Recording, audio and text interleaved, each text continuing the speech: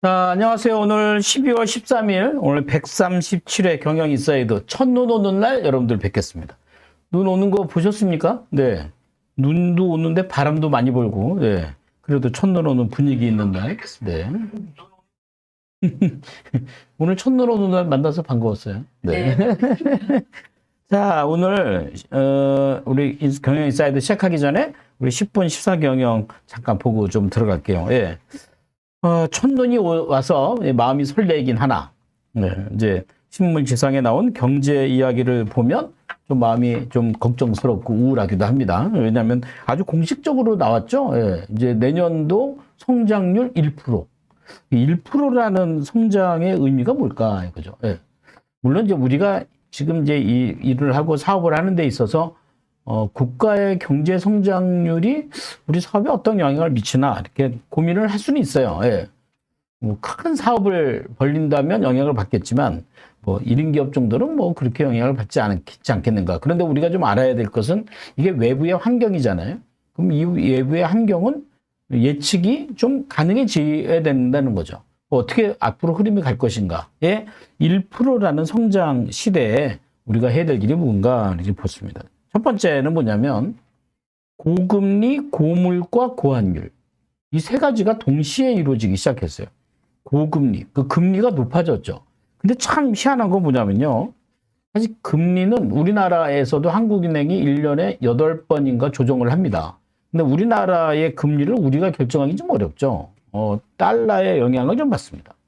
달러의 영향을 받긴 하는데 우리가 그 금리를 조정할 땐 이건 경제를 몰라도 상식적으로 다 아시는 겁니다. 경기가 안 좋을 때는 어떻게 해요? 금리를 낮추죠. 예, 그래야 소비가 늘어났기 때문에. 그죠?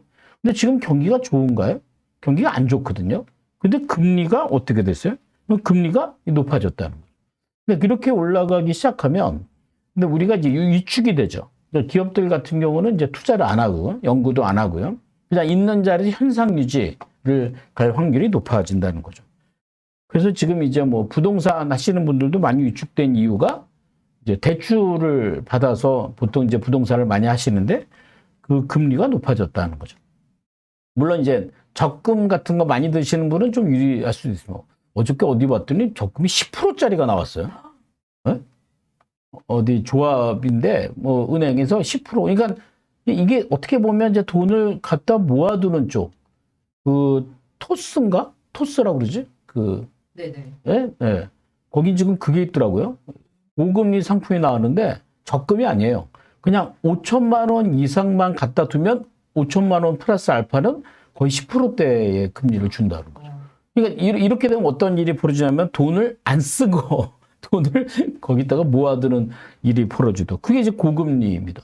경기는 안 좋은데 금리가 올랐다. 근데 금리가 이제 올린 이유는 미국의 긴축이죠. 예. 긴축의 반대말이 뭐죠? 양적 완화, 엄청 찍어내는 건데 지금은 이제 찍어내지 않고 이제 거두는 과정에서 이 금리가 높아질 수밖에 없었다. 근데 또 하나가 이제 고물가예요.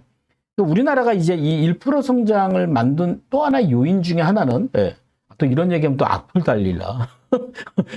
뭐 하면 악플이 많이 달려갖고 수출 중심의 약간 재래형 비즈니스 모델 이거죠. 그러니까 이 얘기는 뭐냐면 시장을 우리가 갖고 있는 게 아니라 과거에 갖고 있는 기술이었는데 알고 봤더니가 가격. 그러니까 가격전에 이제 돌입하게 되면 성장을 시키기가 지금 어렵거든요. 쉽게 말하면 이익보다는 매출. 매출이 늘리면 이익도 늘 거라는 과거의 생각이 있었죠. 근데 지금은 그렇지 않거든요. 그러다 보니 이 고물가가 우리한테 주는 가장 큰 영향이 바로 수출이에요. 왜냐면 가격이 비싸지거든요. 그러면 외국에서 우리 하나 제품을 구매하는 것에 충분히 고문이 될 거다는 거죠. 그리고 이제 고환율. 이런 것들이 우리한테 주는 요인은 외부 환경. 그런데 우리에게 충분히 어떤 악영향을 미칠 수 있는 통제 불가능한 환경이 이 외부 환경이 아닌가 하는 거죠. 또 하나가 1%의 성장, 이 저성장을 통해서 우리한테 주는 두 가지의 길이 있는데 한 가지가 바로 기후 위기입니다. 사실은 기후가 이렇게 위기가 된 가장 큰 이유는 뭐 우리가 너무 막 썼기 때문이죠. 예. 근데 막 썼다는 것은 이제 질적인 관점보다는 양적인 관점이 많았기 때문에 그렇습니다. 지금 일단 편한 게 중요하고, 지금 일단 많이 파는 게 중요하고, 지금 뭔가 하는 게 중요하고, 여기에 우리가 이제 인식을 하다 보니까 성장은 줄고 기후 환경으로 이제 공해는 나빠지고. 그러니까 우리가 뭔가 삶의 질을 만드는데 이 성장이 큰 영향이 있고, 또 하나는 이렇게 돼서 이제 저성장이 만들어진다는 건 우리가 좀 다시 생각해 볼 가치가 있지 않을까라고 생각합니다. 이제 국가의 성장도 물론 중요하죠. 근데 국가의 성장도 중요하지만 개인이 갖고 있는 성장은 어떻습니까? 저는 이게 중요하다고 생각합니다. 그러니까 과거처럼 왜 사업을 하는데 뭐 회사가 어디 있니? 뭐 강남에 있어야지. 뭐 사무실은 이 정도 돼야지. 뭐 이런 생각들. 그러니까 이런 생각들이 사실은 저성장을 만드는 요인이에요. 왜냐면 이거는 본질이 아니죠. 뭐죠? 허상에 불과하죠. 근데 허상을 계속 키우려고 그러면 어떻게 해요? 성장이 안 되죠. 그거는 그냥 외적으로 보이는 성장일 뿐이죠. 만약에 이제 자녀가 있는데 이 자녀가 몸무게가 무거워진다고 해서 다 잘하고 있는 건 아니거든요. 몸무게가 키워지고 키가 큰다고 해서 잘 얘가 성장하고 있다고 볼 수는 없거든요. 그러면 우리는 이 저성장이긴 하지만 우리가 정말 가치 있고 질적인 성장을 만들려면 이 아이가 어떤 생각을 하는지, 어떤 가치관을 갖는지, 어떤 비전을 갖는지, 그래서 어떤 노력을 해야 되는지 거기에 중점을 맞춰야 된다는 거죠. 제가 이제 아침에 독서 모임을 이렇게 하는데 오늘 이제 어떤 수능 막 본 학생이 들어왔어요.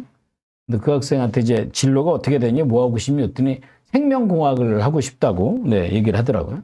근데 물어봤죠. 왜 생명공학을 하고 싶니? 했더니 이 학생 하는 얘기가 그게 취업도 잘 되고요.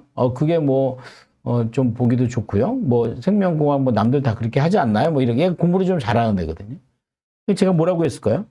네가 생명공학을 공부하는 이유는 뭐예요? 네가 누군가를 살리고자 하는 거다 아니냐. 이게 질적인 관점이죠. 근데 질적인 관점으로 가지 않고 양적인 관점으로 가면 계속 지금 얘기하는 이 고성장 시대에 우리가 투여하고 있는 시간의 양이 점점 늘어나는 것. 그거 갖고 질이 만들어지진 않는다는 겁니다. 그죠? 그리고 세 번째가 그래서 이제 양적인 중심의 차별보다는 가치 중심의 차별. 이런 구조를 지금 바꿔야 될 때가 오지 않았을까라는 생각이 들어요. 뭐 국가가 전체로 하긴 어려워도. 왜냐면 아까 얘기했지만 미국이 지금 이제 긴축을 하는 것에 대해서 한국이 뭐 얼마나 외교를 잘한다고 거기서부터 우리가 자유로울 수는 없거든요. 근데 그거는 이제 국가가 해야 될 일이고 개인이 해야 될 일을 둘 때는 개인은 이제 그런 양적인 중심에서 좀 가치 중심으로 넘어가서 이것 자체가 우리가 살고 있는 삶의 방식이 누군가와 뭔가 차별화되는 요인들을 만드는 것. 저는 그게 중요하지 않을까 생각합니다. 1%의 성장 시대의 생존 전략은 지금까지 살아왔던 게 A라면 지금부터 살아가야 될 건 B의 전략으로 가야 된다. 좀 다른 전략으로 접근하면서 1%의 저성장 시대를 우리가 잘 이겨야 되지 않을까 생각합니다. 너무 뭐, 어디 가면 돈을 버는 그런 관점보다는 우리가 어떤 일과 어떤 가치를 만드는 것이 수익을 만들어내는 가장 좋은 방법이다. 이런 생각에 가치 중심의 방법으로 생존 전략을 세우는 것이 중요하지 않을까 이렇게 생각합니다. 자, 오늘 10분 시사경영 이렇게 여기까지 마치고요. 잠시 후에 오늘